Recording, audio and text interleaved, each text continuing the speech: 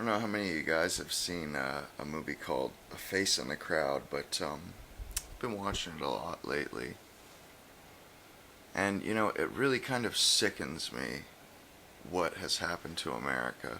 Because in that movie, basically, it's a movie about demagogues with Walter Matthau, Andy Griffith, who plays the character Pat Neal. I mean, it's a great movie too. It was directed by Elia Kazan, a known communist.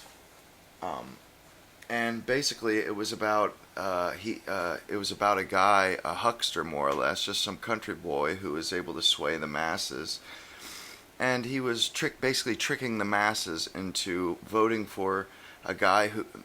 This is how this guy puts it that I'm convinced since Egypt that the masses have needed a strong elite to guide them.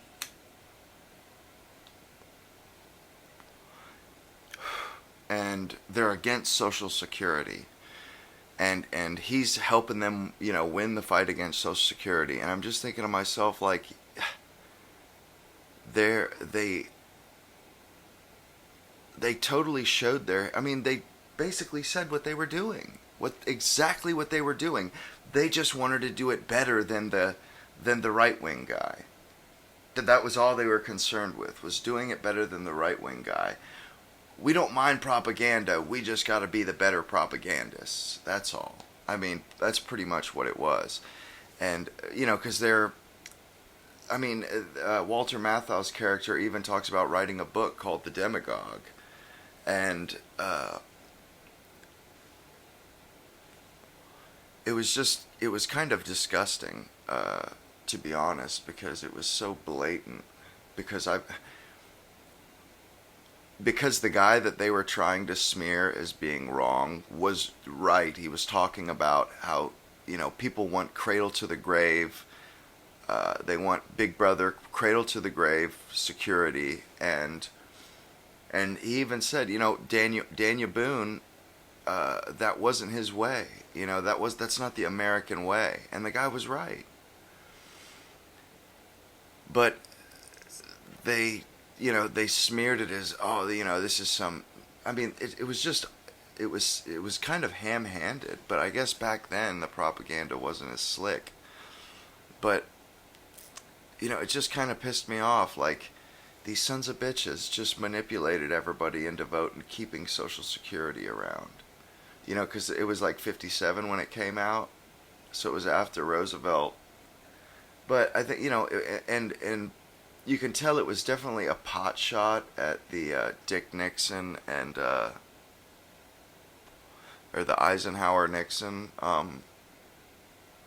years. It was definitely a pot shot at them, uh, and it just, you can just see that these bastard communists, these known communists from back then, they didn't effectuate much in their day, but they, definitely caused America to go way off course. I mean, it's like the chaos theory, even just just a blip, a grain of sand, consider like a pool ball rolling across a table, or two pool balls, and one of them hits a grain of sand, and it's going to alter its path very slightly, but over the course of time, that very slight difference in path, as I'm sure you've seen with a pool ball, becomes extremely different. I mean, if you roll something, 100 feet, the chances that it's going to roll the same way ever again is just about impossible. But I mean, and just all they had to do was get the population to lean slightly left, fiscally, slightly left fiscally, and socially, more or less, really. And it just ran its course. It just got worse and worse and worse and worse over the years until you're $36 trillion in debt. And these protesters in Los Angeles, they just need to drop the hammer on that shit. I am so tired of these protesters. and they're not protesters. They're looking for trouble. And these Mexicans in California, do you hear what they're screaming? Viva la raza. I mean, it's pretty obvious what that means. Long live the race. That's what their placards said. Long live the race. They consider themselves a different people. They're not Americans. I mean, look closely. Look closely at their signs and what they're saying. Their chants: "Viva la raza," "Long live the race." They are a fifth column. They are not Americans. They are doing to us what we did to Mexico to get Texas. They're trying to populate California so much that they take it, pretty much. That's where they're at, and they think it's theirs. They think it's theirs. They flooded the streets, and to take a Mexican out is to take one of theirs, and they believe that they belong there. So, anybody who doesn't think we're dealing with, if that this isn't a struggle between peoples is a damn fool. Because that's obvious what it is. It's obvious what it is. And, we know what those people, how they live. They live in, if you go to Mexico, it's a shithole. And we don't sugarcoat this anymore. I remember with Trump's first term, it was considered racist to say that, but who gives a shit? It's not. Who cares what it is? It's a shithole. I wouldn't want to live there. There's a few little pockets of civilization there that people go to visit, but other than that, it's a shithole. It's a crime-infested garbage heap, a dump, like Haiti and stuff. Like I'm not going to live in those places. Are you crazy? Are you crazy? Hell no, I don't want to live in those places. And furthermore, those places, we don't belong. I don't belong in those places. They don't want me in those places. I belong in America. It's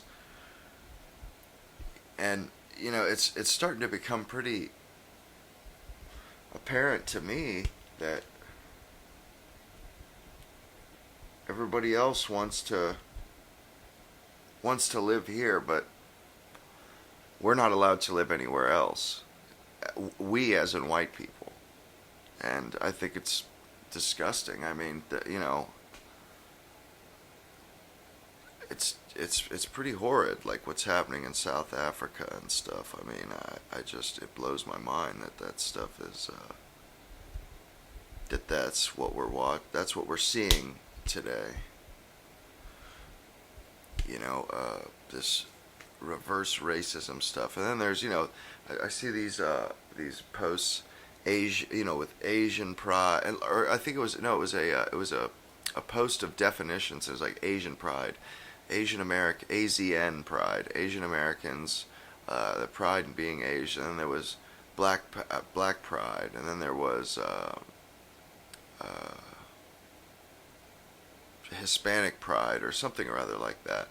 And then they were all glowing positive definitions, and then you get to white pride, and it goes to neo-Nazi, fascist, KKK.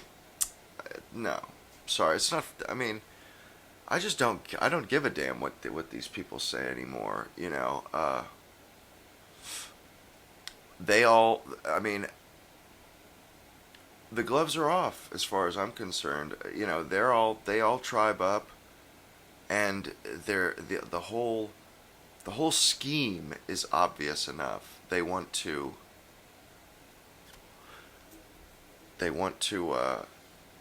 get rid of white people. It's pretty insane, honestly, that that they would even openly talk about this stuff.